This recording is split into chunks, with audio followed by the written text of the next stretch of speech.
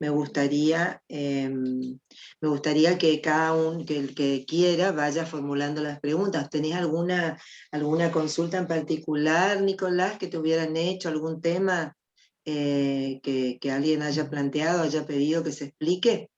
La mecánica de las tutorías es que los alumnos, que prontos a rendir en la mesa libre, consultan acerca de puntos del programa, los puntos que consideren pertinentes, que tengan dudas, bueno, que les parece que pueden necesitar alguna explicación. Así que no sé, Nicolás, si vos tenés alguna consulta de algún tema. Sí, yo tengo una consulta, si podría explicar lo que es la supremacía de la Constitución, es por ahí lo que me habían dejado como anotado para que lo pudiera explicar. Bueno, ahí en el programa ustedes tienen en la unidad 4 el tema de supremacía de la Constitución. Acá comienza el programa precisamente con la parte material y la parte formal, digamos, de lo que es la supremacía de la Constitución. Y son los caracteres del principio de supremacía constitucional. Fundamentalmente esto tiene que ver con sistemas de constituciones escritas y rígidas. Es decir, en países donde no tienen constituciones escritas y rígidas, sobre todo rígidas, que como el concepto de constitución rígida está en la unidad anterior, no en la inmediatamente anterior, en la unidad 1, ahí se explica que las constituciones rígidas son aquellas que requieren un procedimiento especial. Acá hay dice, ¿puede comentarnos la bibliografía que sigue la cátedra? Bueno, si ustedes tienen el programa, van a ver que luego de cada unidad, de cada bolilla, como le dicen ustedes, luego de cada unidad, está indicada la bibliografía con número de página, de tal página a tal página. Por ejemplo, esta que estamos hablando, Supremacía de la Constitución, termina y dice precisamente Humberto Quiroga Lavie, Derecho Constitucional, editorial Rubinzal Curzoni, edición 2009, páginas 559 a 726. Vidar Campos, página 333 a 370. Carrió Genaro, consultar las 13 tipologías, solamente las 13 tipologías hay que consultar. Después, Interpretando la Constitución, es una obra colectiva de Lisa Carrió y otro, y ahí está desde la página 51 a la 72. Está indicado Mario Midón, página 157 a 210, y hay un libro mío, Acción de Amparo en la Constitución Nacional en los Tratados Internacionales, que es de contexto, que está en la biblioteca de la facultad.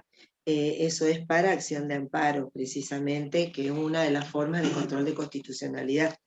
Y así lo mismo con todas las unidades. Si ustedes miran, este es un programa analítico a modo de mapas conceptuales, donde están los temas y se van desagregando los subtemas.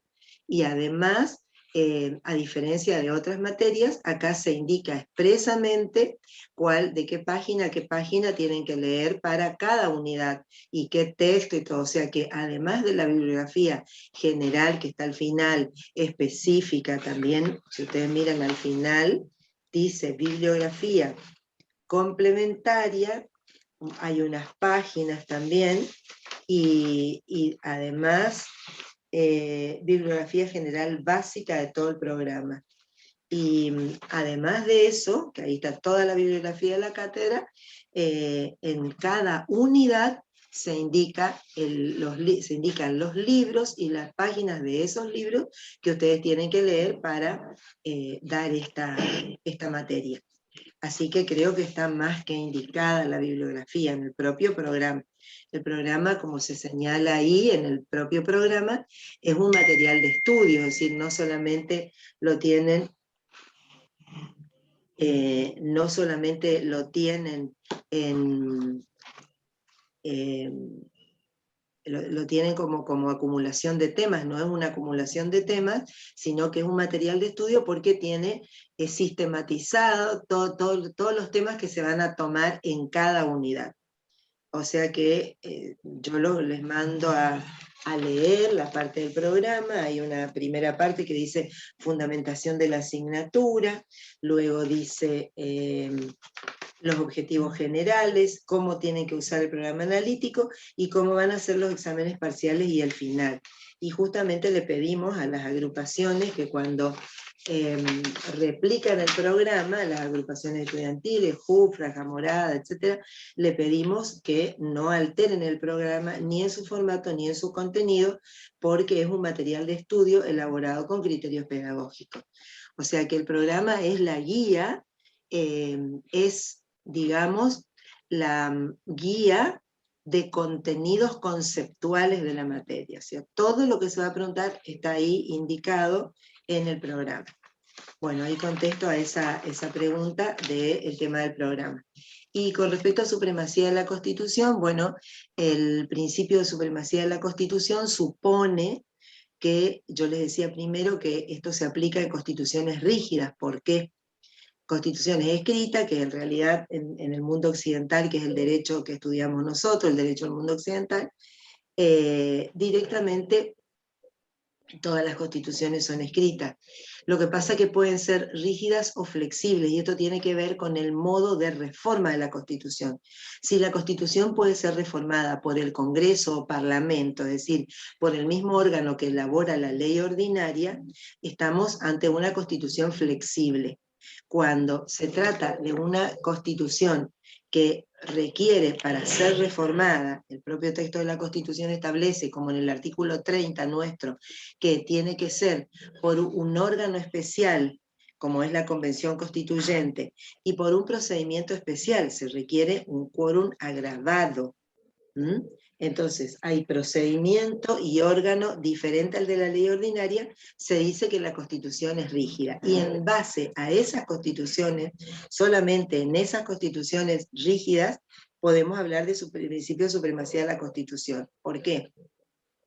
Porque si la Constitución puede ser reformada por el Congreso o el Parlamento, es decir, la ley, el órgano que dicta la ley ordinaria, entonces, si hay alguna norma contraria a la Constitución, se aplica el principio de ley posterior deroga a la anterior. Es decir, no hay normas inconstitucionales, sino que la Constitución se encuentra en un pie de igualdad con el resto del ordenamiento jurídico. En cambio, en las constituciones rígidas como la Argentina, cuando se exige un procedimiento diferente y la reforma tiene que ser efectuada por un órgano diferente, ahí se habla de que la Constitución es suprema. ¿Por qué? Porque le va a dar validez al resto del ordenamiento jurídico. Y entonces cualquier norma que se oponga a la Constitución va a ser considerada inconstitucional. ¿tá? Entonces se requiere que haya órganos encargados de efectuar el control de constitucionalidad. ¿Qué significa el control de constitucionalidad? Precisamente verificar la adecuación de la norma y de los actos de los otros poderes del Estado a la Constitución Nacional. Es decir, todos los actos, ya sean legislativos, ejecutivos, judiciales, deben estar conforme con lo que determina la Constitución. Ahora, ¿hay alguna norma que hable de control de constitucionalidad? En la Constitución argentina reformada, en el artículo 43, referido a la acción de amparo, ahí se dice que los jueces pueden declarar la inconstitucionalidad de las normas en que se funde el acto o la omisión lesivas. Esa es la única referencia que hay, y la hay a partir de 1994. Sin embargo, la Argentina tiene y tuvo siempre un sistema de control de constitucionalidad de carácter jurisdiccional y difuso. Es decir, que el control de constitucionalidad está en manos de todos los jueces, de todos los fueros y de todas las instancias. Primero, que está en manos de jueces, es jurisdiccional. Y además que tiene que tienen la obligación de efectuarlo los jueces de primera instancia, de cámaras, superiores tribunales, Corte Suprema de Justicia de la Nación, y puede ser de oficio, fue la pregunta que nos hicimos durante años. Y en el caso Rita Milde Pereira, del año 2001, que era un caso de Corrientes precisamente, la Corte dijo que el control de constitucionalidad tiene que ser efectuado de oficio por los jueces, porque la primer norma jurídica que tiene que ser observada es precisamente la Constitución. Después reforzó esta idea de que debe ser de oficio en Banco Comercial de Finanzas y toda la jurisprudencia posterior. Es decir, hasta la fecha, la Corte Suprema de Justicia de la Nación, que es la última intérprete de la Constitución Nacional en un Estado federal como es el nuestro, ha dicho que el control de constitucionalidad tiene que ser efectuado de oficio. Ahora bien, esto de que el ordenamiento jurídico debe adecuarse a la Constitución y que todos los actos de gobierno y todos los actos de todos los poderes del Estado tienen que estar de acuerdo a la Constitución, que es lo que supone el principio de supremacía de la Constitución, puede ser considerado desde un punto de vista, que esto era lo que iba a decir de la unidad 4, de un punto de vista absolutamente formal o un punto de vista material. Y esto se relaciona también con la unidad 1, que fue previamente estudiada, de cuando hablamos de que hay un Estado de Derecho cuando se realiza la Constitución formal, distribuye el poder en varios detentadores de poder. Y además hay controles interórganos. ¿Está? Bueno, pero cuando esto, vamos a hablar, esto es formal, hasta que efectivamente esto se puede cumplir en la práctica. Es decir, cuando hay un efectivo control de constitucionalidad, cuando hay una efectiva división de poderes y cuando los órganos se controlan entre sí. Es decir, cuando se da el sistema de frenos y contrapesos en forma concreta, como contempla la Constitución que debe ser realizada.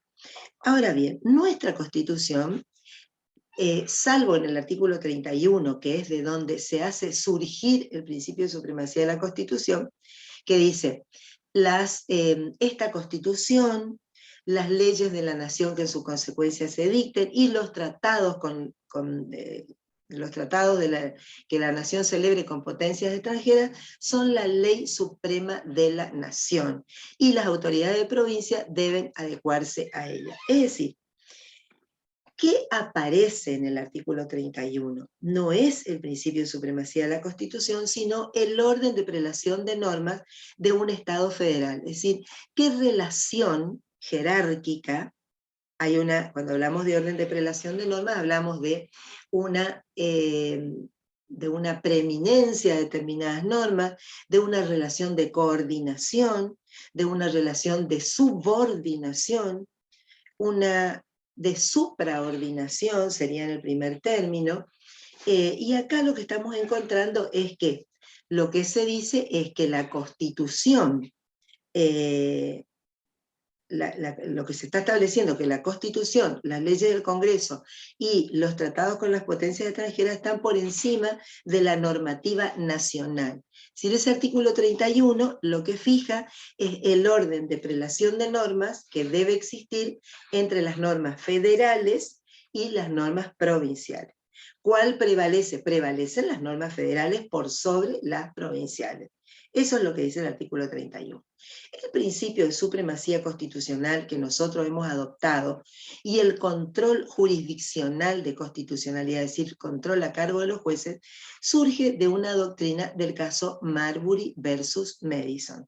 El caso Marbury versus Madison, ustedes lo encuentran en Quiroga-Lavie, en Vidal Campos, pero fundamentalmente Quiroga-Lavie explica perfectamente cómo se dio, era un problema de jueces, de un presidente saliente del derecho del Estado norteamericano. Esto se sitúa en el año 1803, y ¿qué pasa? El presidente que sale no termina de poner en posesión del cargo a algunos jueces, entre ellos a Marbury, que precisamente Marbury es un juez designado, pero no puesto en posesión del cargo, y 40 jueces más. Entonces, ellos inician una acción que estaba prevista en lo que se llamaba la Judiciary Act, que era la ley orgánica de los Estados Unidos, similar a nuestra ley 48, que es la ley orgánica del Poder Judicial de la Nación. Esa ley contemplaba que se podía ir en forma directa ante la Corte Suprema de Justicia de la Nación cuando algún funcionario federal no hubiera cumplido con sus funciones. ¿Y con qué finalidad se iba a la Corte? Para que la Corte emitiera un mandamiento de ejecución, es decir, que le ordenara al funcionario, que en este caso va a ser Madison, que era el secretario de Estado norteamericano del nuevo presidente, el presidente que había asumido, lo que ellos pedían era que le ordenaran que los pusiera en posesión del cargo. ¿Por qué? Porque ya habían sido designados y lo único que faltaba era ponerlos en posesión del cargo. ¿Qué hace el juez John Marshall? El juez John Marshall era el presidente de la Corte, pero además era un hombre que había estado en la gestación, en la formación de la Constitución, en la formación de la Confederación Norteamericana, y sabía cuál era el rol del Poder Judicial. El Poder Judicial tenía que ser custodio de la Constitución, además de dirimir las contiendas, es decir, todos los problemas judiciales que hubiera, dictar sentencias, hacer ejecutar las sentencias, los jueces tenían que efectuar el control de constitucionalidad. Entonces, ¿qué dice? No le resuelve la cuestión, a Marbury, sino que lo que hace es decir, bueno, esta ley, la Judiciary Act, en ese punto donde se autoriza a que se inicie una acción directa ante la Corte, es decir, que se inicie esa acción en forma originaria y exclusiva ante la Corte, es una ley inconstitucional. ¿Por qué?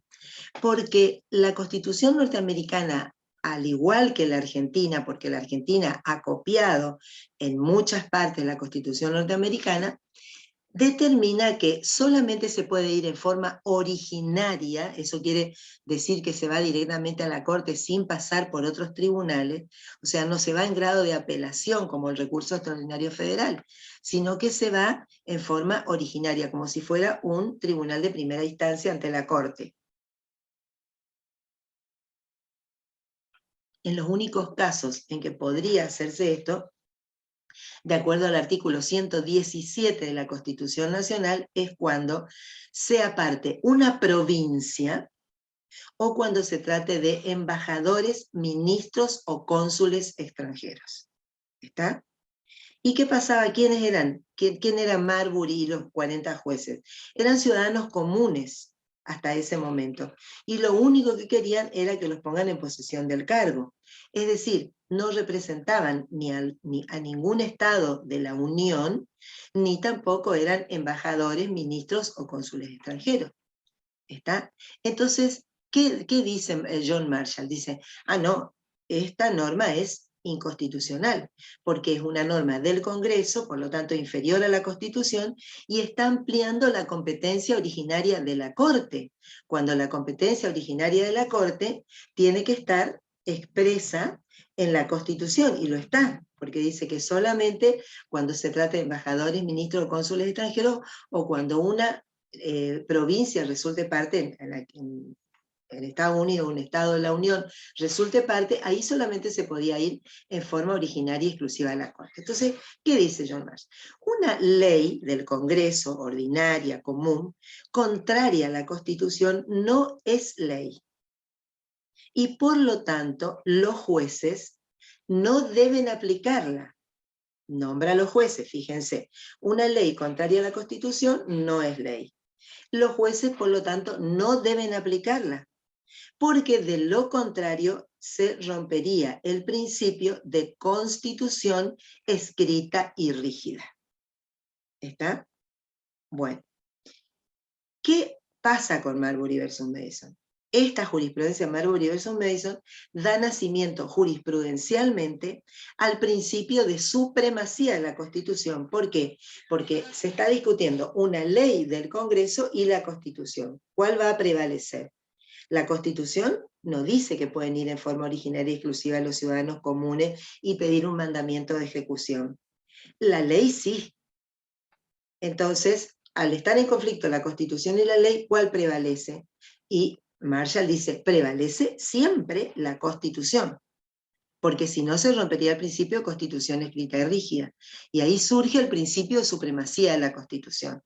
Además, aparece que en este tipo de constituciones, en un modelo presidencialista, como es el nuestro, y como era el de Estados Unidos, como es el Estados Unidos, el control de constitucionalidad lo tienen los jueces. Por lo tanto, con Marbury versus Mason se da nacimiento al sistema de control de constitucionalidad de carácter jurisdiccional, es decir, en manos de los jueces. ¿Tá? Y por supuesto, el principio de supremacía de la Constitución. Bueno, creo que he explicado esto, ¿no? Y entonces de ahí derivan los sistemas de control de constitucionalidad. ¿Qué sistema tiene la Argentina? Un jurisdiccional difuso, como dije al principio. ¿Alguna otra pregunta? ¿Otro tema?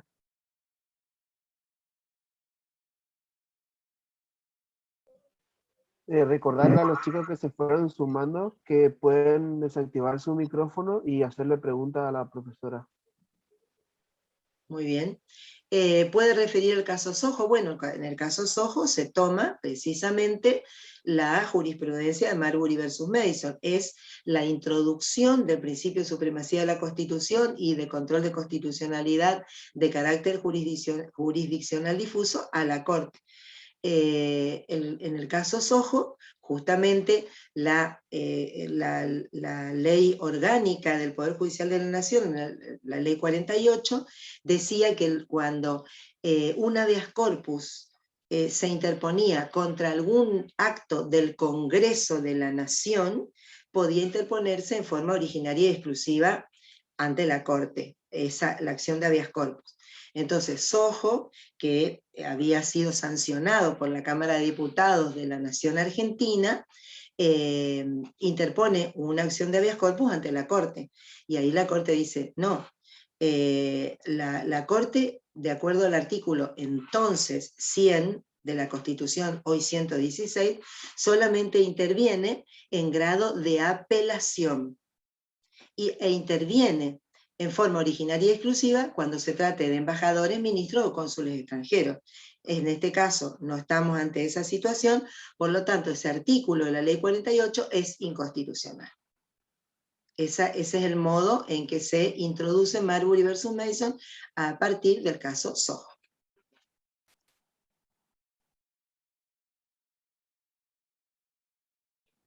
¿Alguna otra pregunta? ¿Otro tema que les interese? Veo que hay muchos alumnos, veo acá 68 asistentes, así que pienso que alguien acá me pide el caso Schifrin, es un caso que se da en la unidad 3, tiene que ver con si se va a reformar, si se va a controlar, perdón, judicialmente la actividad de una convención constituyente reformadora. Y se deja sin efecto una jurisprudencia que, esta jurisprudencia Schifrin creo que es del 2016, si mal no recuerdo, y desde el año 99, desde agosto de 1999, regía el caso Fait. Tiene que ver con una reforma que se introduce en 1994, estableciendo que los jueces duran en el cargo hasta los 75 años de edad.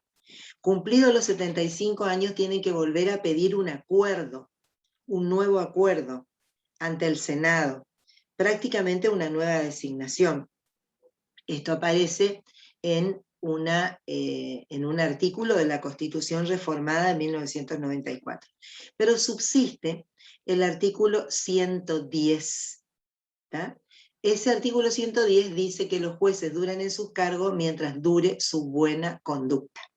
La ley 24.309, que es la ley que declara la necesidad de la reforma y fija los puntos de la reforma, es decir, qué era lo que podía reformar la Convención Constituyente, y no más, porque había, no sé si ustedes recuerdan, que cuando habrán estudiado las características, esto está justamente en este artículo 3, y en esta unidad 3, perdón, y ustedes tienen particularidades de la ley 24.309, hay un punto acá, análisis crítico de la ley 24.309, particularidades, ¿tá?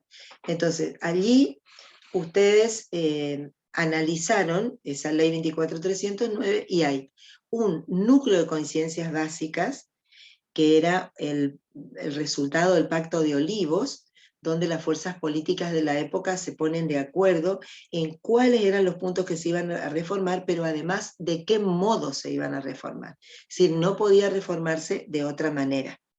Y luego, eso era el artículo 2 de la 24.309.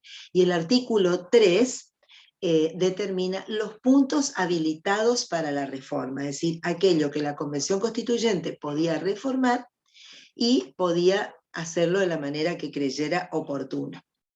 Entonces, ¿qué pasó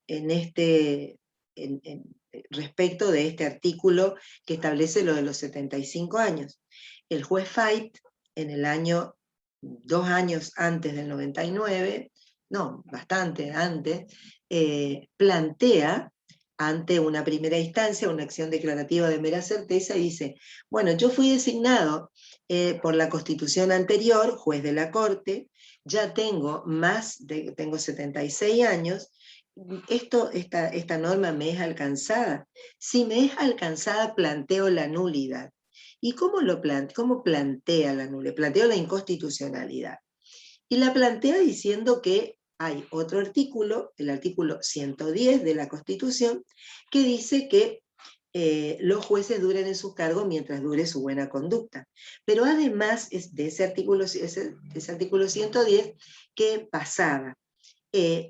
Había un artículo 6 en la ley 24.309 que decía que si se reformaban otros puntos de los habilitados para la reforma, o si se modificaban otros puntos que tenían que ver con el núcleo de coincidencias básicas, o se lo reformaba de otra manera, se podía plantear la inconstitucionalidad la nulidad de esa reforma. Bueno, la cuestión es que le dan la razón a Fait, pero los jueces inferiores dicen, no puede exigirse lo de los 75 años a Fait, porque directamente él fue designado por una constitución anterior. Entonces no puede aplicarse retroactivamente esta constitución que recién es reformada en 1994. ¿Está? Pero cuando la cuestión llega a la Corte, los jueces dicen que si bien la Convención Constituyente estaba habilitada para modificar la forma de designación de los jueces, nunca para modificar la duración de los mandatos de los jueces, y que además subsistía el artículo 110 de la Constitución. Y entonces declaran directamente la nulidad de la reforma introducida, directamente la nulidad de la reforma introducida en 1994, referida a los 75 años. ¿Qué quiere decir la nulidad? Quiere decir que tiene efecto erga omnes, es como que ese texto de la Constitución no existe. La nulidad va a tener validez para todos. En esa cláusula, esa cláusula subsiste en la Constitución formal, pero durante todos estos años se fueron dictando fallos referidos en el mismo sentido de Fait, de que referidos al mismo tema de los 75 años, o sea, los jueces llegaban a los 75 años y decían, bueno, yo invoco la doctrina FAI y me quedo en el ejercicio del cargo. Hasta que Shiffrin plantea esto de que tiene 75 años y va a quedar en el ejercicio del cargo, pero es apelado por el Estado argentino, por los fiscales, es apelado, y llega a la Corte por vía del recurso extraordinario federal. Cuando llega a la Corte modifica la jurisprudencia. Leopoldo Shiffrin era un juez de cámara, modifica la jurisprudencia y dice que puede ser que esté un micrófono abierto. Entonces... justo silencié. Bueno, gracias.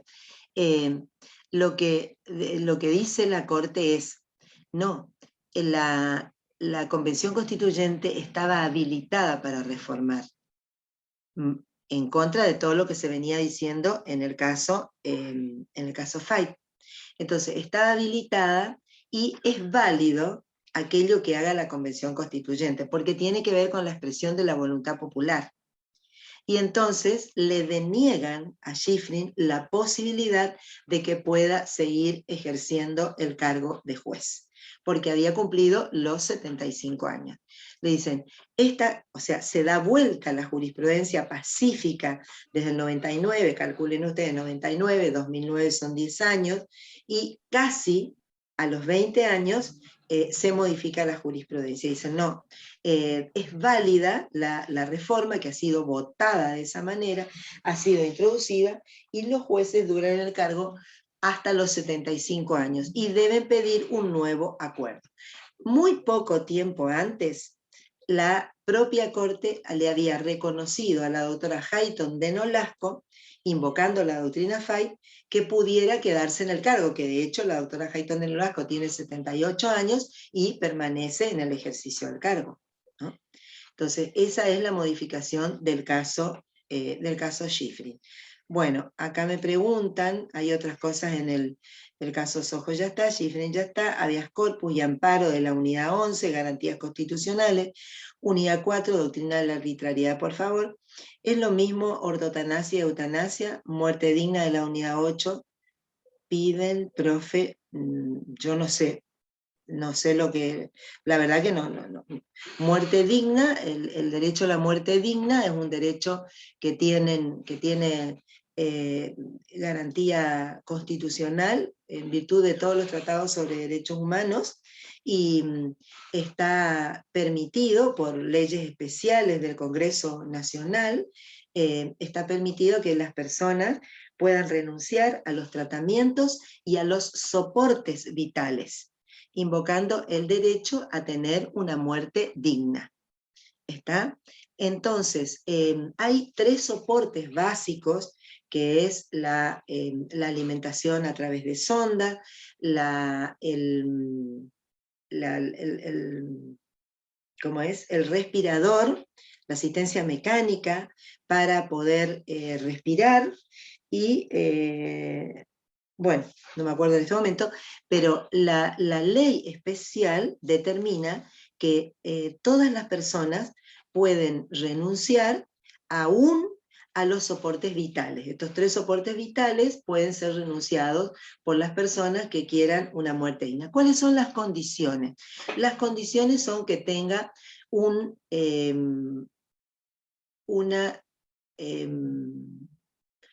previo informe médico,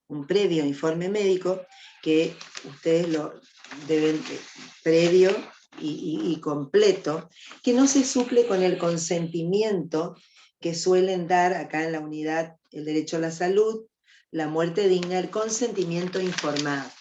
Es decir, el consentimiento informado es eso, que el ciudadano pueda brindar el consentimiento para que lo desconecten, para no recibir asistencia terapéutica determinada asistencia terapéutica, que no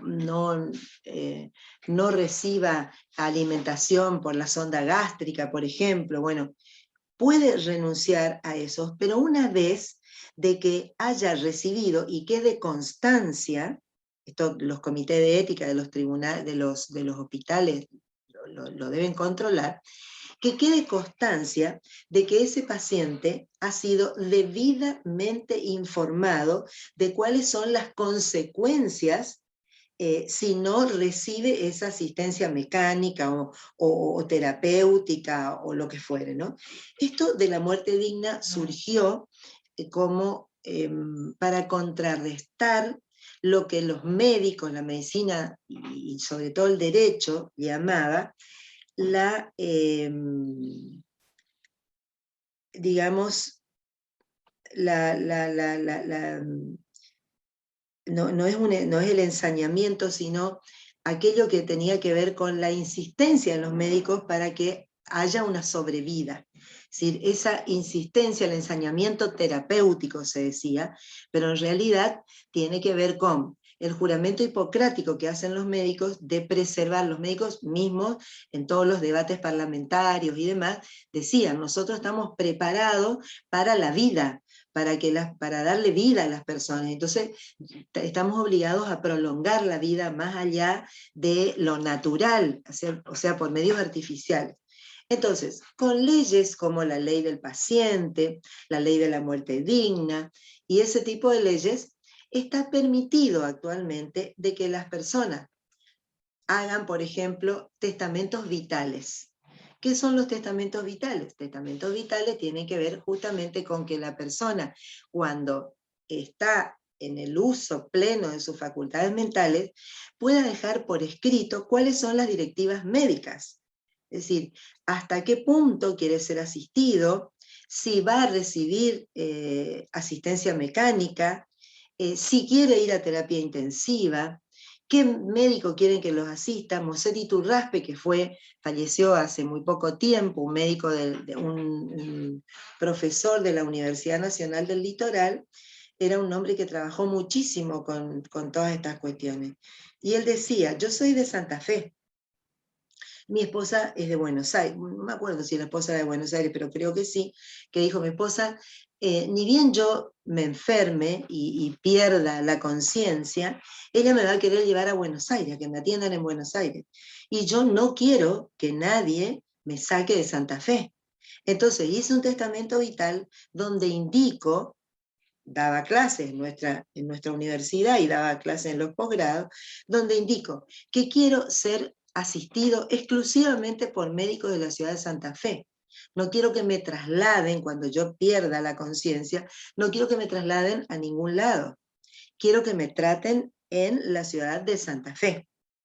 Y después agregaba él, bueno, como he sido durante más de 50 años profesor de la UNL, quiero que después del cortejo fúnebre pase por la UNL, se detenga unos minutos en la puerta, y como yo soy hincha de Unión, después quiero que me lleven y que mi féretro dé la vuelta olímpica en la cancha de Unión.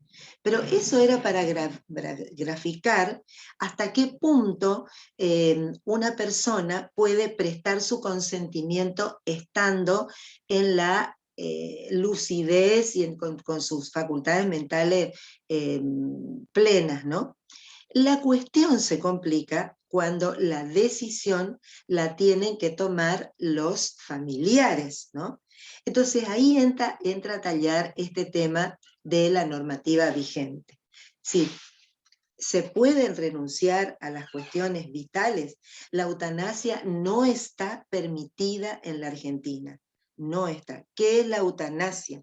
La eutanasia es la asistencia para morir. ¿Está? Inducir a la muerte. Eso no está permitido.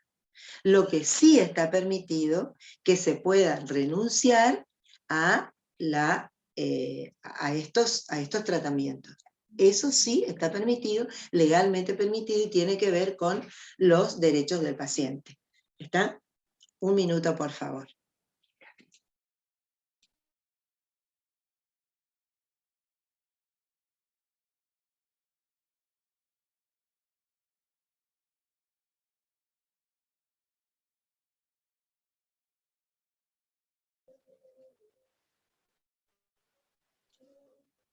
Bueno, ¿qué quiere decir ortotanasia?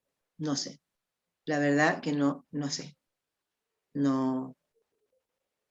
Si alguien sabe y me explica, yo no sé. Debe estar en algún buscador. Si alguien mira algún buscador, a lo mejor ahí encuentra. Bueno, más arriba habían pedido lo de habeas corpus y amparo de la unidad 11. Bueno, la acción de habeas corpus y la acción de amparo son acciones sumarias, acciones judiciales, sumaria en el caso del amparo y sumarísima en el caso del habeas corpus. A partir de 1994 están ambos en forma expresa, ambas acciones judiciales, constitucionales, porque vienen del texto de la Constitución. A partir de 1994 están consignados en forma expresa, absolutamente expresa, en el artículo 43 de la Constitución. ¿Está? Ahora, hasta 1994 se hacía surgir el habeas corpus del artículo 18 de la Constitución.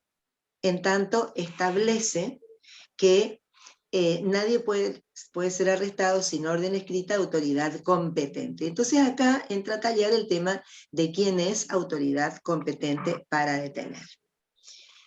El habeas corpus estaba contemplado en legislación desde el principio de la formación del Estado Nacional en la Ley 48. Y en las provincias siempre estuvo el habeas corpus, por eso es mucho más antiguo que en el derecho argentino que la acción de amparo. El habeas corpus siempre estuvo en los códigos de procedimiento o en leyes especiales en las provincias. ¿Qué pasó? No. Bueno, pero él está ahí. No, ya no te sentías acá abajo, yo se lo sentí anoche.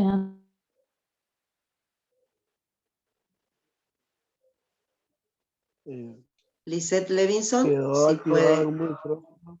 Ah, bueno. Ya le desactivé. Bueno, entonces, cuando les decía, es más antiguo en el derecho argentino el habeas corpus que la acción de amparo, porque el habeas corpus estuvo siempre contemplado en legislación ordinaria y siempre se lo aplicó. ¿Qué es el habeas corpus? Bueno, el habeas corpus es una acción judicial sumarísima. ¿Por qué sumarísima? Porque los plazos se computan en horas. 24 horas para pedir el informe, 48 horas para dictar la sentencia, 24 horas para liberar, en fin. Y procede contra detenciones ilegales, ¿qué quiere decir? Que no tienen fundamento legal, o arbitrarias, que quiere decir cuando la persona que detiene no tiene competencia para hacerlo. ¿Está? O cuando no hay causas para la detención. ¿Está? Muy bien. En una jurisprudencia del año 78, del caso Timerman, se estableció, se dictó la ley 23098, la ley de habeas corpus nacional. Ahí se estableció, porque durante los gobiernos militares, lo primero que hacían los gobiernos militares era suspender la vigencia del habeas corpus. Como no tenía rango constitucional, sino que se hacía surgir del artículo 18 y estaba en legislación ordinaria, se suspendía, y en la última dictadura militar, por ejemplo, se utilizó la figura de la libertad vigilada. Obviamente era un blef, era una suerte de que la persona podía estar libre, pero estaba siendo permanentemente vigilada, y cada 2 días o 5 días o 10 días tenía que presentarse en la comisaría. Un minutito, por favor.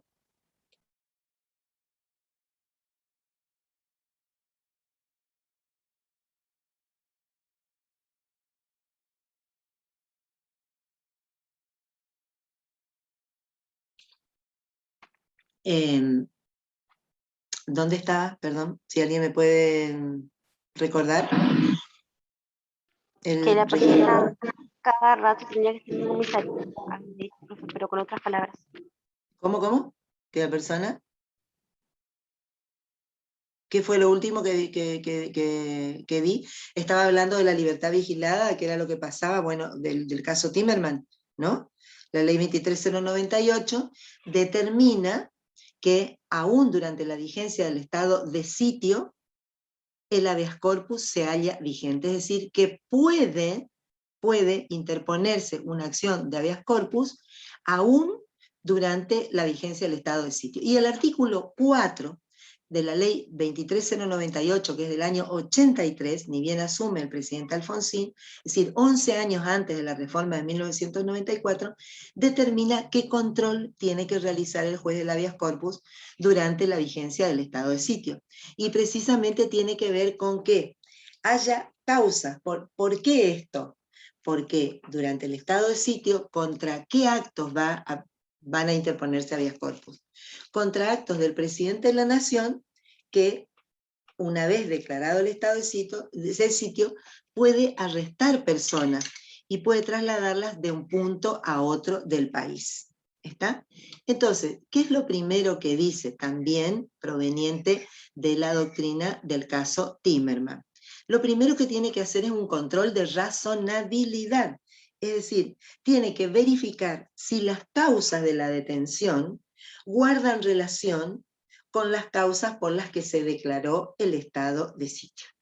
¿Está? Es decir, si la detención de esa persona guarda relación de modo de que es detenida para evitar que se agrave la situación por la cual se declaró el estado de sitio, es decir, evitarlo. Después tiene que verificar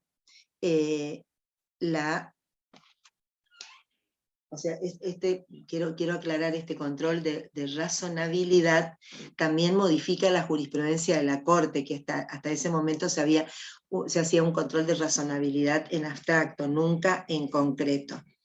También dice que se debe controlar si quien declaró el estado de sitio era competente para hacerlo. La legitimidad, dice el artículo, de la declaración del estado de sitio.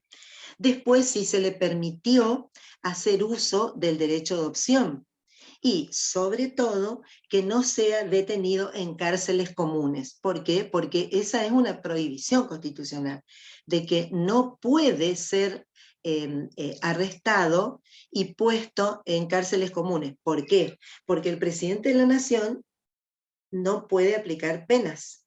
Puede arrestar personas, ni aún durante el estado de sitio, puede arrestar personas, trasladarlas de un punto a otro del país, pero no puede aplicar penas. Y alojar en una cárcel común ya significa el cumplimiento de una pena. ¿Tá? Es decir, en esa ley, ¿por qué es importante esto que estoy diciendo? Porque en esa ley ordinaria del Congreso ya se preveía el control judicial de las detenciones del Poder Ejecutivo, y que por lo tanto el habeas corpus procedía aún durante la vigencia del estado de sitio. ¿De dónde proviene esto? Esto proviene del artículo 27 de la Convención Americana de Derechos Humanos y del artículo 4 del Pacto Internacional de Derechos Civiles y Políticos, que recién en el 94 van a tener jerarquía constitucional, pero que habían sido aprobados y ratificados, o sea, ratificados por el presidente y aprobados por el Congreso Nacional, e integraban el derecho argentino. Es decir que ya entonces, aunque no estuviera en la Constitución, el habeas corpus procede aún durante la vigencia del estado de sitio. En 1994 se incluye en el artículo 43 como una parte de la acción de amparo, o sea, el diseño legislativo es de que la acción de amparo sea el género y el habeas corpus sea la especie. ¿Está? ¿Se entiende? Pero tienen orígenes diferentes. ¿Por qué? Porque el habeas corpus es absolutamente más antiguo que la acción de amparo, y porque el habeas corpus protege la libertad física o ambulatoria contra actos de detención ilegal o arbitraria, cuando la detención sea ilegal o arbitraria. Ya expliqué lo que es ilegal, lo que es arbitrario. Entonces, ¿cómo podríamos definir el habeas corpus? como una acción judicial sumarísima que tiende a la protección de la libertad física y ambulatoria. Es decir, física es cuando alguien está detenido, ambulatoria es cuando no se le permite, por ejemplo, salir del país, salir de los límites de una ciudad, cuando, bueno, hay diferentes causas. Entonces, la libertad física o ambulatoria contra actos de detención ilegal o arbitraria.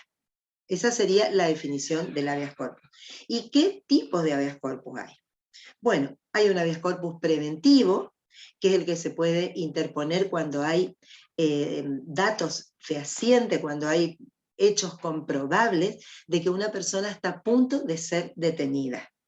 ¿Ah? Entonces se interpone un habeas corpus preventivo. El habeas corpus reparador, que es cuando ya se produjo la detención, y entonces se alega que la detención es ilegal o es arbitraria. Y entonces lo que se quiere es la liberación de esa persona o la restricción ambulatoria, ¿no? Después viene el correctivo. El correctivo es para modificar las condiciones en que se cumple una detención legal. Por ejemplo, una persona que es condenada a cadena perpetua, pero que está alojada en una cárcel en condiciones infrahumanas. Entonces, o no se le permite recibir correspondencia, o no recibe asistencia médica, o no puede recibir la visita de sus familiares. Entonces, allí se interpone el habeas corpus correctivo, para corregir las condiciones en que se cumple la detención. Y por último, hay un habeas corpus de creación jurisprudencial o pretoriana, que se llama habeas corpus de pronto despacho, que suele darse el caso de personas cuya soltura, voy a utilizar este término, ya fue dispuesta por el juez competente y la autoridad policial o penitenciaria se demora en cumplir la orden de libertad. Es decir, esta persona cumplió la condena o ya está autorizada, ya no tiene más la prisión preventiva o alguna situación absolutamente legal, y entonces hay algún motivo burocrático o alguna otra cosa. Muchas veces la persona, se ordena la libertad de la persona, pero en la red policial aparece como que hay un tribunal de otra provincia que requiere que se lo mantenga detenido porque tiene que ser juzgado en otra provincia. Entonces, se interpone el habeas corpus para que se pida el informe, y las autoridades policiales o penitenciarias pueden llegar a informar esto. Y entonces, bueno, el juez va a resolver si va a continuar detenido o no va a continuar detenido, ¿no? Por eso se llama habeas corpus de pronto despacho. Vamos a la acción de amparo. La acción de amparo nace en el derecho argentino como una creación pretoriana. ¿Qué quiere decir creación pretoriana? Como una creación jurisprudencial de la Corte Suprema de Justicia de la Nación, en el caso Ángel Siri, y luego se perfecciona al año siguiente, el año 1958, pero Ángel Siri en 1957, y en 1900, permiso,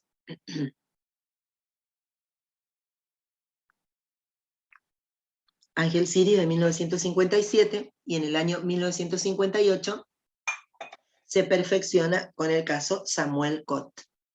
El caso Siri es el caso del propietario de creo que de la ciudad de Mercedes, pero no estoy segura, el propietario de un periódico en la provincia de Buenos Aires, que por una orden policial se cierra su periódico, se cierra la imprenta, no se le permite más publicar el periódico ni ninguna publicación. Empieza a hacer las averiguaciones y no se puede determinar de dónde proviene la orden. Lo único que la policía dice, no, nosotros hemos recibido orden de que debe cerrarse este periódico y se acabó. Entonces, como no existía esta figura de la acción de amparo, que proviene de los famosos writs, WRITS, los famosos RITs, o mandamus, como el de Marbury versus Mason, del derecho norteamericano, entonces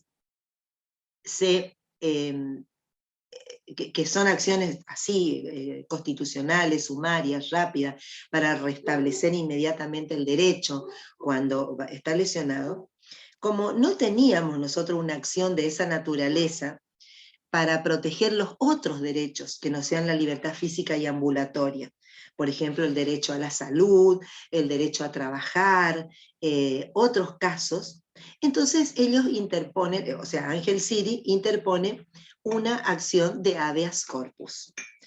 Le rechazan, por supuesto, en primera instancia, en segunda, llega a la corte el asunto. Y entonces la corte dice, sí, efectivamente, no corresponde una acción de habeas corpus, pero tiene que haber una acción sumaria que proteja los otros derechos que no sean la libertad física y ambulatoria, cuando sea tan palmaria la violación. Acá hay una violación palmaria porque no se sabe por qué hay que cerrar el periódico, ni tampoco se sabe quién es el que dispuso esto. Entonces se dan algunos fundamentos. Se dan fundamentos que tienen que ver con la evidente vulneración de derechos, a ejercer industria lícita, de expresarse, la libertad de expresión. Bueno, hay varios derechos que no son la libertad física y ambulatoria. Entonces dicen, bueno, en nuestro derecho no tenemos estas acciones rápidas que sí hay en el derecho norteamericano. Entonces vamos a crear jurisprudencialmente esta acción de amparo. Al año le llega a la Corte otro caso, mejor como para poder diseñar lo que era la acción de amparo, que es el caso Samuel Cott. El señor Samuel Cott era propietario de una fábrica textil, que es tomada por los trabajadores en reclamo de mejoras salariales y laborales, es decir, mejores condiciones de trabajo y mayor salario. Pero ¿qué hacen? Toman la fábrica, entran a la fábrica, se quedan, hacen huelga, que invocan justamente el derecho de huelga que había sido incluido en el artículo 14 bis en el año 1957, en la reforma de 1957.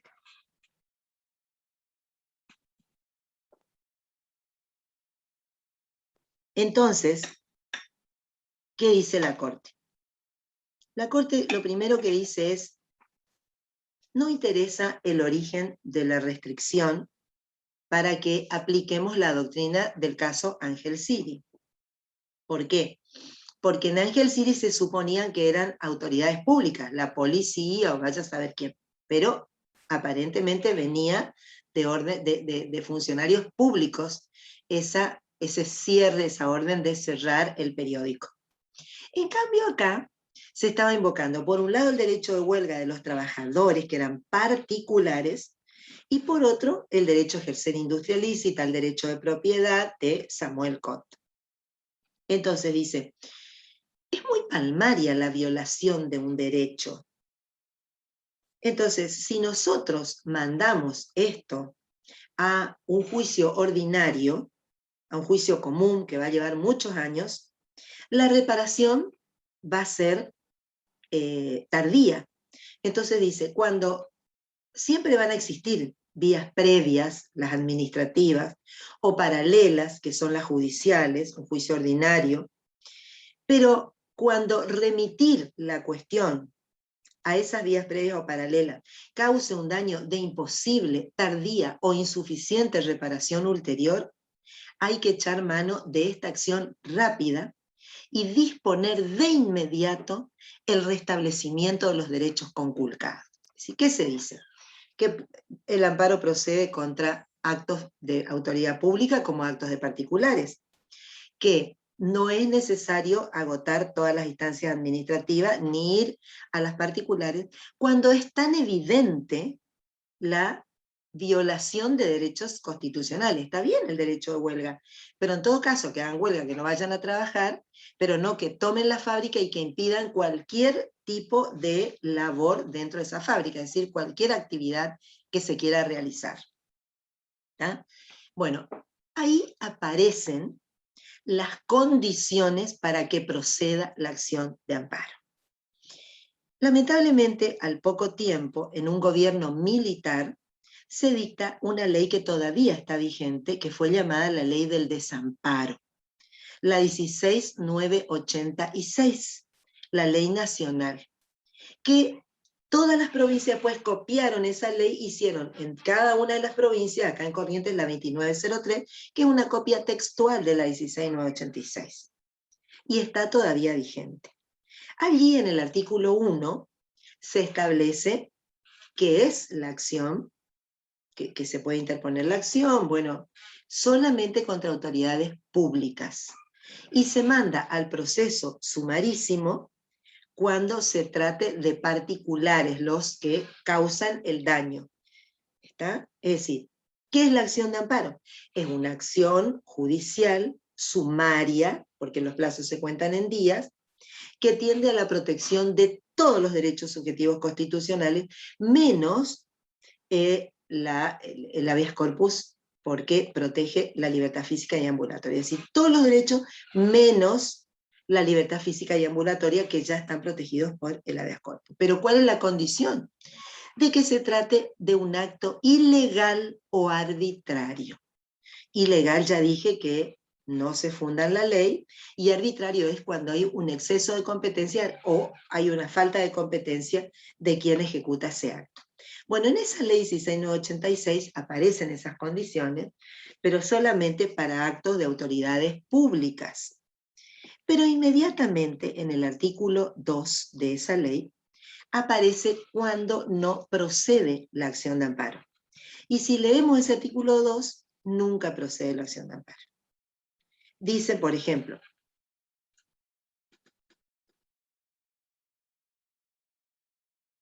que en la acción de amparo no pueden plantearse inconstitucionalidades. Fíjense, yo hoy les dije que la Argentina tiene un sistema jurisdiccional de control de constitucionalidad. Por lo tanto, las inconstitucionalidades pueden ser declaradas por todos los jueces, de todos los fueros y de todas las instancias. Pero no podría si se trata de una acción de amparo. Además, que antes de iniciar la acción de amparo hay que agotar todas las vías administrativas. Imagínense qué va a ocurrir si precisamente lo que caracteriza a el habeas corpus y a la acción de amparo es la urgencia, la necesidad de que urgentemente se solucione esta cuestión. Después, bueno, otras condiciones, como que no puede interponerse la acción de amparo cuando se trate de alguna actividad estatal. Otra incongruencia, porque si la acción de amparo solamente procede contra actos de autoridades públicas, justamente toda la actividad estatal proviene de autoridades públicas. Entonces no podría interponerse esta acción. Sistemáticamente la Corte fue declarando la inconstitucionalidad de esos incisos del artículo 2 de la ley, hasta que llegamos a la reforma de 1994.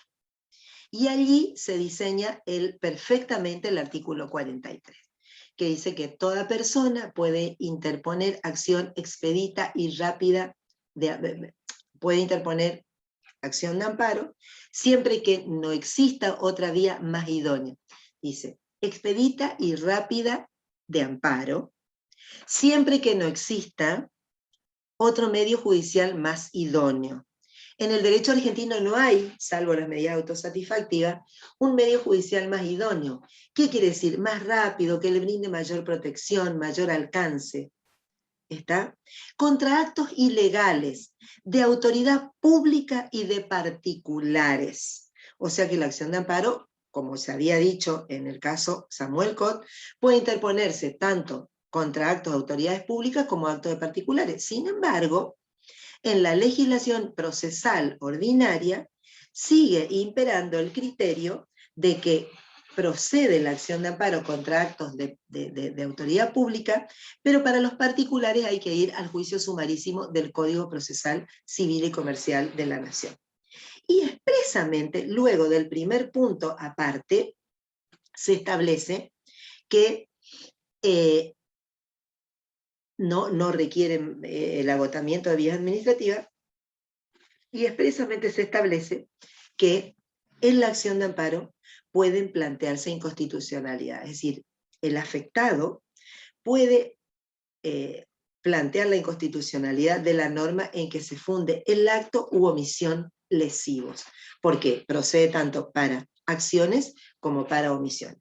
En el segundo párrafo se inserta otra acción de amparo, que es el habeas data, que es para saber qué datos hay en los bancos oficiales o privados respecto de una persona, y una vez que esa persona conozca qué datos hay, puede pedir la actualización, la supresión, la confidencialidad, es decir, todas las acciones que contempla el texto constitucional.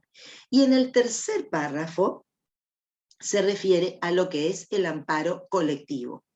Es decir, el amparo colectivo, el amparo que puede promoverse, no tiene que ver con un sujeto colectivo, sino con los derechos, para la protección de los derechos de incidencia colectiva. La protección del medio ambiente, los derechos del consumidor, los derechos contra la discriminación racial, religiosa, etc. Los derechos de incidencia colectiva. Y por último, el cuarto párrafo tiene que ver con la acción de habeas corpus. Y en el caso del amparo para la protección de derechos de incidencia colectiva, se legitima al defensor del pueblo, artículo 85, 86, no recuerdo exactamente si es 85 o 84, creo, no tengo una constitución acá, pero creo que es el 85, porque el 86, a ver, si alguien puede fijarse, después me dice. Bueno, el defensor del pueblo, y además las sociedades que propendan a esos fines. Es decir, por ejemplo, Greenpeace, que defiende el medio ambiente, el ecosistema, ¿no es cierto? Bueno, entonces, Greenpeace estaría legitimado procesalmente para interponer amparos ambientales. Y por último, el cuarto párrafo de este artículo 43 está referido al habeas corpus que ya expliqué. Bueno, voy a mirar acá nuevamente que había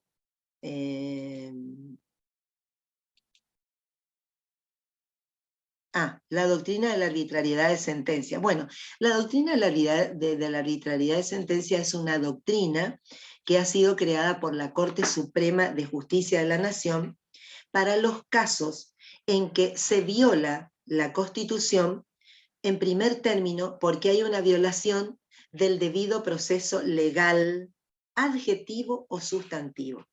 Adjetivo, cuando, por ejemplo, no se tienen en cuenta pruebas que pueden modificar el resultado del juicio, cuando se dictan en base a un texto legal derogado, no vigente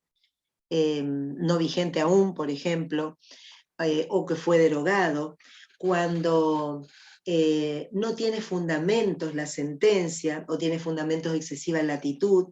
Entonces ahí decimos también cuando peca de irrazonable la sentencia, o cuando puede ser que sea ilógica, es decir, tiene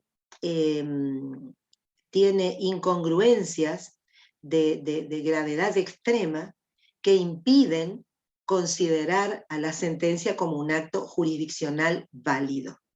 Entonces, nosotros acá tomamos la tipología de Genaro Carrió, las tipologías de Genaro Carrió, porque nos parecen más abarcativas de todo lo que ha hecho la Corte. La Corte dijo, tiene que ver con el recurso extraordinario federal. Recurso extraordinario federal por arbitrariedad de sentencia.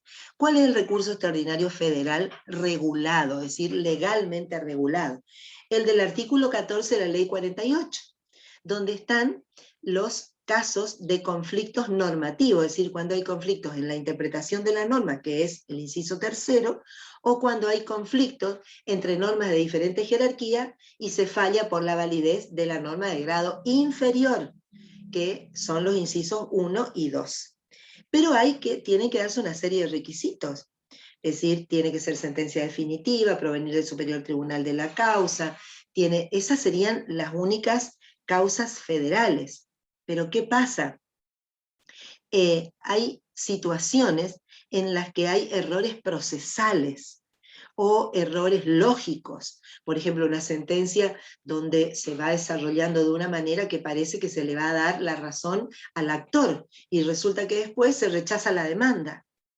Es decir, es incongruente cuando la sentencia es una pieza única y el resultado de la parte resolutiva tiene que ser absolutamente lógico, o cuando la parte resolutiva no se puede ejecutar porque es de imposible cumplimiento. Bueno, entonces ahí la Corte dijo, bueno, hay vicios en la sentencia de tal gravedad que impiden que se considere un acto jurisdiccional válido. Y Genaro Carrió sistematizó y dijo, bueno, los vicios pueden estar en el objeto de la decisión, pueden estar en los fundamentos o puede estar en la parte resolutiva. Y ha hecho 13 tipologías, que viene a ser el índice de ese libro que está ahí citado en el programa, donde ustedes van a encontrar cuáles son, cuando se falla más de lo pedido, extrapetita, menos de lo pedido, infrapetita, cuando los argumentos son solo aparentes, cuando se utilizan argumentos de excesiva latitud, cuando no se aplica el texto vigente de una ley, cuando se deja de lado la prueba producida, cuando se alteran las etapas del proceso. Es decir, todos los supuestos que tengan que ver con la arbitrariedad de sentencia. El otro pedido era, ¿qué es el control de convencionalidad? Bueno, el control de convencionalidad en nuestro sistema va unido al control de constitucionalidad. ¿Por qué? Yo les dije a ustedes que el control de constitucionalidad tiene que ver con el control que tienen que hacer los jueces de que todos los actos de los poderes públicos, ejecutivo, legislativo, judicial, se adecúen a la Constitución. ¿Está? Entonces, cuando se realiza ese control de constitucionalidad, también tiene que revisarse que se adecúen a los pactos y tratados que fueron aprobados por la Argentina. ¿Por qué? Ahora es imperativo a partir de la reforma de 1994, pero en realidad siempre lo fue necesario, y esto lo dijo la Corte en el caso Ekmedjian contra Sofovich. En el caso Ekmedjian contra Sofovich estaba en juego el artículo 14 de la Convención Americana de Derechos Humanos, que tenía que ver con el derecho de rectificación o respuesta. Entonces, ¿qué dijo la Corte? Dijo que en el orden jerárquico de normas estaban la Constitución primero, los tratados y luego las leyes ordinarias del Congreso. En el caso de Mejía no había ley, pero ¿qué dijo la Corte? Dijo, no, pero los derechos consagrados en los pactos y tratados que fueron firmados por la Argentina, un minutito por favor. Hola, sí, estoy en un Zoom, si me puede llamar más tarde, por favor. Entonces, los pactos y tratados que fueron aprobados y ratificados por la Argentina son de directa aplicación por los jueces, son operativos, tienen que aplicarse directamente. No hay por qué esperar una ley del Congreso, porque no necesitan ser reglamentados. ¿Está? Luego viene la reforma de 1994, y en el artículo 75, inciso 22, que viene a complementar el 31 que hoy mencionábamos, se determina que hay ciertos tratados que van a tener jerarquía constitucional, pero que además todos los pactos y tratados, y esto se complementa con el 75, inciso 24, todos los pactos y tratados tienen jerarquía superior a las leyes del Congreso. Es decir, están por encima de las leyes del Congreso. Entonces los jueces, cuando tienen que resolver, los jueces, los funcionarios públicos, porque ya la Corte Interamericana de Derechos Humanos dijo que el control de convencionalidad alcanza a todos los órganos y funcionarios del Estado y aún a los particulares. que deben adecuarse a la normativa internacional. Esto es el derecho internacional de los derechos humanos. Tienen que adecuarse a esa normativa. ¿Por qué? Porque están por encima de las leyes. Entonces, ¿qué significa control de convencionalidad? Verificar que todos los actos de los poderes públicos y de los particulares no solo estén de acuerdo con la Constitución Nacional, sino también con los pactos y tratados que, tengan o no jerarquía constitucional, están por encima de las leyes del Congreso en general. Y por el artículo 31 están por encima de toda la normativa provincial. ¿Está? Eso es control de convencionalidad. Bueno, algo más, doctrina de la arbitrariedad está, bueno, agradezco a la persona que puso qué es la ortotanasia, designa la actuación correcta ante la muerte tiene aquí en el que sufre una enfermedad, por extensión se entiende como la actuación de los facultativos para garantizar el derecho a morir sin el empleo de medios desproporcionados y extraordinarios para mantener la vida. Ante enfermedades incurables y terminales se debe procurar que se actúe con tratamientos paliativos para evitar sufrimientos, recurriendo a medidas razonables hasta que llegue la muerte. Eso sí está permitido en la Argentina, entonces. Eso sí, la ortotanasia, no sabía que se llamaba así. O sea, no prolongar la vida, puso esta persona. Ya me refería al caso Sojo, no sé qué más. El tema del poder de policía. Es lo último que voy a poder dar porque a las 5:30 tengo otra actividad. Si querés, Nicolás, después hacemos otra actividad. Pero esto voy a ver. Sí, como para cerrar con ese tema, después quería decirle si le podía dar alguna recomendación a los estudiantes para cuando se presenten a rendir en su cátedra. Y con eso cerraríamos todo hoy la actividad de hoy. Bueno. Espérame un minuto.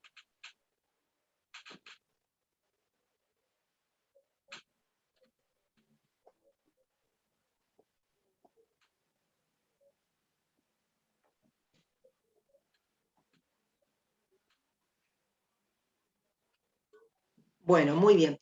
¿Qué es el poder de policía? ¿Qué es el poder de policía? El poder de policía es la potestad reglamentaria del Congreso para reglamentar los derechos subjetivos constitucionales. La base constitucional es el artículo 14 de la Constitución Nacional, que dice que todos los habitantes de la nación gozan de los siguientes derechos conforme las leyes que reglamenten su ejercicio. Es decir, es la reglamentación razonable. ¿Por qué? Porque el límite está dado por el artículo 28 de la Constitución, en primer término, que dice que la reglamentación que el Congreso hace de los derechos subjetivos constitucionales no debe ser tal que signifique la anulación, que es la anulación del derecho consagrado constitucionalmente. Pero también está el otro límite, es el artículo 19 en sus dos partes. En la parte que tiene que ver con el derecho a la intimidad, es decir, no puede afectarse la intimidad de las personas. Las acciones privadas de los hombres, que de ningún modo ofendan la moral y el orden público, están reservadas a Dios y exenta de la autoridad de los magistrados. Es decir, esto se cuestiona precisamente con el tema de la tenencia de estupefacientes para consumo personal, por ejemplo. La tenencia de estupefacientes para consumo personal. Se cuestiona si esto puede ser penado, si la persona decide envenenarse con droga, pero no va a hacer una propaganda de la droga, no lo hace en lugares públicos y demás, ¿puede ser penado o está permitido? No le convida a nadie, no lo incita a que tome, a que se drogue. Se droga él y punto. Entonces, esto tiene que ver con la intimidad. ¿Puede reglamentarse de esa manera? Por ejemplo, cuando decimos esto para aquello que decimos que no puede afectarse la intimidad de las personas. Y el otro límite está dado precisamente por la esencia del poder de policía. El poder de policía reside en el Congreso de la Nación, y en un Estado federal como el nuestro, que es un punto de esa unidad 7, donde se dice cuál el poder de policía en un Estado federal y el poder de policía en un Estado unitario, en el Congreso Nacional, pero un Estado federal en un Congreso Nacional y en las legislaturas locales. Es decir, las legislaturas locales también pueden ejercer poder de policía. ¿Está? Entonces, la esencia es que surja del órgano legislativo. Por lo tanto, la otra parte del artículo 19 rige en cuanto se trata del principio de legalidad. Nadie puede ser privado, nadie puede ser, a ver, artículo 19, Juan Ignacio, que está con la Constitución ahí, mi alumno. Doctora, nadie ver, puede ser penado sin juicio previo ni... No, el 19. Nadie puede ser privado de la que la ley no manda, ni... El artículo número 19 de las acciones privadas del hombre, de Eso ya, ninguna... la segunda parte. La segunda eh, parte. ningún habitante de la nación será obligado a hacer lo que no manda la ley ni privado de lo que ella no prohíbe. ¿Cómo está, doctora, tanto tiempo? ¿Cómo te va? ¿Cómo estás? ¿Se dan cuenta? Es decir, ahí rige, esa es la pauta de la libertad. Es decir, ningún habitante de la nación, ¿podés leer de nuevo, Juan Ignacio, por favor? Un habitante de la nación puede ser juzgado sin juicio previo. No. La Ahora segunda parte del 19. Lo que leíste recién. sí. Ningún habitante de la nación será obligado a hacer lo que no manda la ley ni privado de lo que ella no prohíbe. Es decir, los derechos subjetivos constitucionales solamente pueden ser limitados por ley del Congreso, y esa limitación tiene que ser razonable. ¿Por qué tienen que reglamentarse? Porque los derechos subjetivos constitucionales no son absolutos, porque un criterio absoluto de los derechos subjetivos constitucionales, es decir, que cada uno haga lo que se le da la gana, esto tiene que ver con un criterio antidemocrático. Y entonces son reglamentados, ya sea para asegurar la salubridad, moralidad, o seguridad, salubridad o moralidad de las personas, que es un criterio restringido, o para seguridad, salubridad, moralidad de las personas, o también con criterios de bienestar general o de interés económico general también, general, no particular. Y por eso aparece en esa unidad 7 la jurisprudencia para un criterio amplio y para un criterio restringido. Ahora bien, ese poder de policía del Estado, y esto fue muy discutido en esta época de los decretos de necesidad y urgencia del presidente de la Nación, que tenían que ver con el derecho de circulación durante la pandemia, el derecho de trabajar durante la pandemia y demás. Ese poder de policía puede delegarse por parte del Congreso Nacional o de las legislaturas locales en el Ejecutivo, y acá aparecen los decretos delegados. Sí, dice el artículo 76, que comienza con una negación. El Poder Ejecutivo nunca podrá ejercer facultades legislativas, salvo en situaciones de emergencia, dice, de emergencia pública, de administración, etc. Entonces, allí, quien va a fijar el plazo, el modo y la materia va a ser el Congreso Nacional. Le va a hacer un decreto delegado materia por materia al presidente de la Nación, el presidente va a dictar un decreto delegado, ese decreto delegado, que no es de necesidad y urgencia, tiene que ir a la Cámara a la Comisión Bicameral Permanente en el plazo de 10 días, y la Comisión Bicameral Permanente lo va a aprobar o no. Es decir, se va a celebrar ese decreto en acuerdo general de ministros, se toma analógicamente el 99, inciso tercero, estamos hablando del 76, no se olviden, pero se toma analógicamente el 99, inciso tercero, decretos, los DNU, decreto de necesidad y urgencia. El presidente lo hace en reunión general de ministros, firman los ministros, El jefe de gabinete de ministros tiene que estar presente y el jefe de gabinete de ministros a los 10 días tiene que llevar a la comisión bicameral permanente y la comisión bicameral permanente a su vez tiene 10 días para expedirse y resolver si, si va a aprobar o no va a aprobar ese decreto delegado. O si hubo, es decir, ¿quién tiene el control del debido proceso legal adjetivo? Si se cumplieron todos los plazos, el Congreso. Y sustantivo, el Congreso. ¿Qué tiene que verificar? Si no se alteraron los plazos, la materia y el modo que le ha establecido el Congreso por la ley delegante. Hay una ley delegante, un decreto delegante. Un decreto delegado. ¿Está? El decreto delegado es dictado en virtud de una ley delegante. ¿Está? Bueno, ¿qué recomendaciones les puedo hacer? Bueno, que cuando rindan, tengan perfectamente solucionado el tema de conectividad, porque una vez que sale la bolilla, un minutito por favor.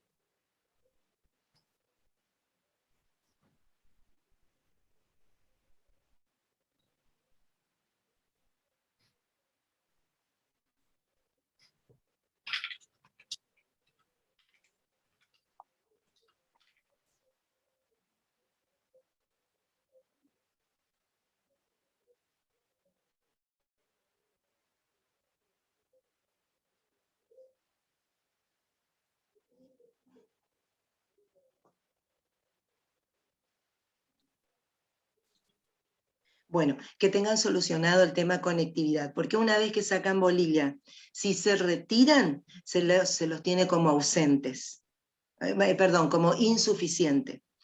Después, si tienen que tener un modo en que se vean las manos. ¿A qué se debe esto? A que vimos que muchísima gente tiene un dispositivo para conectarse y otro dispositivo donde tiene un Word abierto, obviamente auxiliado por alguien que cuando saca bolilla le pone en la pantalla y entonces lee absolutamente. Cuando le pedimos que fije la vista en la cámara, que tenga las manos a la vista, no puede seguir porque está leyendo en un Word. ¿Está? Bueno, otras cosas que les voy a recomendar. Por eso, tengan en cuenta que tienen que tener perfecta conectividad. Perfecta conectividad. Después, porque les vuelvo a decir, si sacan bolilla, se retiran, se pone insuficiente 1, porque es como que se retiraron sin decir ninguna palabra. Tienen que fijar la vista, atender, y bueno, y respetar la bibliografía que está indicada luego de cada unidad. No sé qué otra pregunta querrían hacer, no sobre materia, porque no me da el tiempo, pero sobre el modo, lo que sea, a las 4 de la tarde seguramente va a ser. Así que... Doctora, ¿sí? Yo le quisiera preguntar cómo podemos acceder a los videos de la cátedra. Y eso no está en la... yo no sé dónde están los videos de la cátedra, eso lo tiene la facultad, ¿no? De las clases. Yo claro, creo que o están en las aulas virtuales para los cursantes seguramente. En las aulas virtuales no encuentro. Lo que sí quisiera saber es cómo entrar a YouTube, porque sé que están en YouTube, pero no se accede. No puedo acceder porque no tengo la consigna, digamos, el título de la materia. Porque poniendo el título de la, de la materia es teoría y derechos constitucionales, o derecho sí, constitucional. claro, poniendo el título de la materia y poniendo el profesor o la profesora, no se puede acceder, no puedo encontrar. Entonces esa es mi duda, porque son muy instructivos y educativos esos videos. Ay, no sé no sé, a ver si ustedes ustedes podrían... acá me preguntan a qué hora es el examen. Creo que a las 16, les van a confirmar entre hoy y mañana. Les van a confirmar. Pero creo que a las 16. Sí. Es casi seguro que a las 16. Me va a disculpar, pero no tengo idea, a lo mejor las agrupaciones pueden encargarse de, en este caso, la JUP, que es la que tuvo la iniciativa de hacer esta tutoría. A lo Buenas mejor... tardes, doctora. Sí, la Doctora, escucho. yo quiero acoplar a lo que dice la compañera. Justamente las clases se encuentran en el canal virtual de Derecho de la UNE. Ahí Ajá. están todas las clases. Ah, ¿En bueno. el canal virtual de YouTube o de...? Tú en YouTube tenés que buscar es canal virtual de Derecho, UNE. A lo Ajá. mejor ustedes pueden ponerse de acuerdo, se dan un teléfono o algo y pueden. Yo me tengo que retirar. Sí, profe, le agradecemos mucho por su tiempo y nos veremos en otra tutoría si se da. Y después estaremos pasando a los estudiantes el canal virtual de la facultad, en donde Claro, ustedes podrán pueden ver. seguir, ustedes, Sí. Nicolás, ustedes pueden seguir y darle algunas directivas de cómo acceder.